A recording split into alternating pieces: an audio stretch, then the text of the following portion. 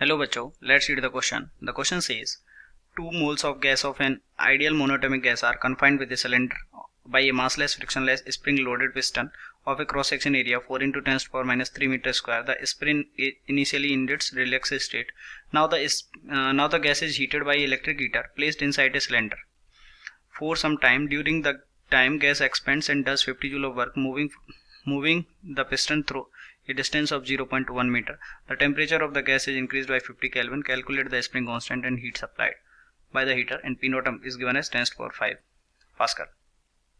सो इस क्वेश्चन के लिए सबसे पहले हमको यहाँ पे की कॉन्सेप्ट लिखना पड़ेगा, एंड की कॉन्सेप्ट इस क्वेश्चन का है first law of thermodynamics. First law of thermodynamics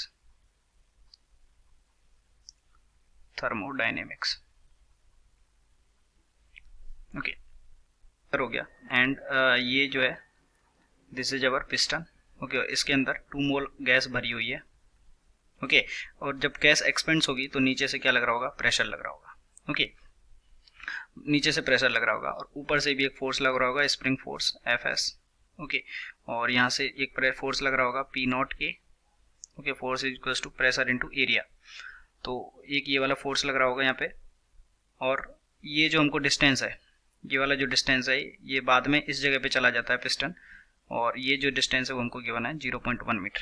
यानी कि जो डेल्टा एक्स है ये हमको गिवन है 0.1 मीटर. ओके, और मोनोएटॉमिक गैस है तो C V equals to 3/2r, and number of moles ये हमको 2 गिवन है. सो और जो वर्क डन है, जो इसमें वर्क डन है वो हमको गिवन है कितना, 50 जूल ऑफ वर्क इसमें किया जाता है. सो अब देखिए, अगर हमको वर्क डन है और यहाँ पे हमको बोला गया है कि जो टेम्परेचर है वो 50 केल्विन से बढ़ाया जाता है. सो ये 50 केल्विन है, और पी नोट हमको यहाँ पे गिवन है 10 to the power 5. ओके, ये पास्कल या फिर इसको हम बोल सकते हैं क्या, न्यूटन पर मीटर स्क्वायर.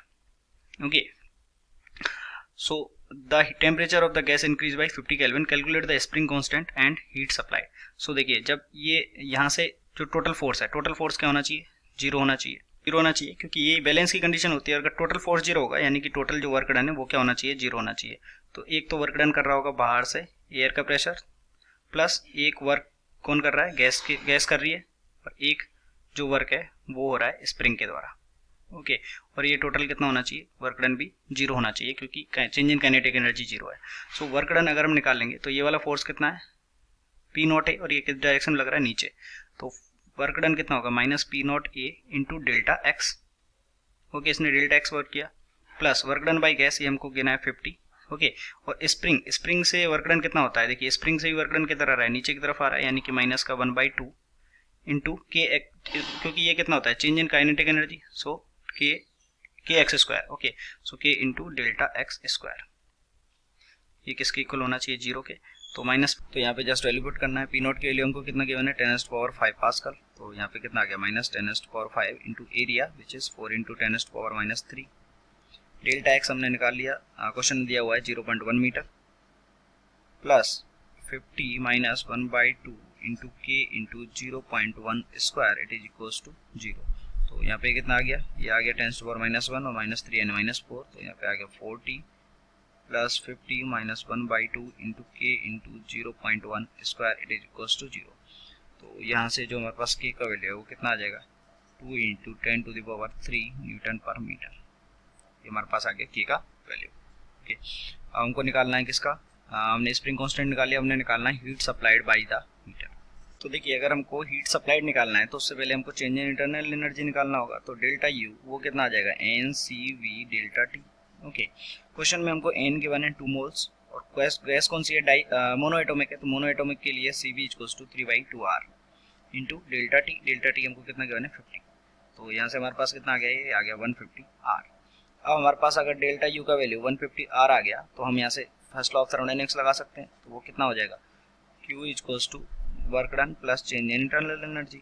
तो वर्क डन हमको क्वेश्चन में कितना गिवन है, 50, प्लस डेल्टा यू कितना है 150r. तो ये कितना आ गया 200. यहाँ पे हमारे पास आ गया 150, सॉरी तो पहले यहाँ पे आएगा 50 प्लस 150 इंटू 8.314.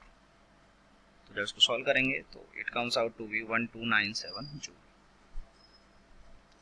तो हमारे पास जो हीट का वैल्यू है कितना आ गया 1297 जूल, ये हमारे पास हीट का वैल्यू। तो स्प्रिंग कांस्टेंट ये आ गया 1297 हीट का वैल्यू आ गया। I hope you understood it well. Best of luck.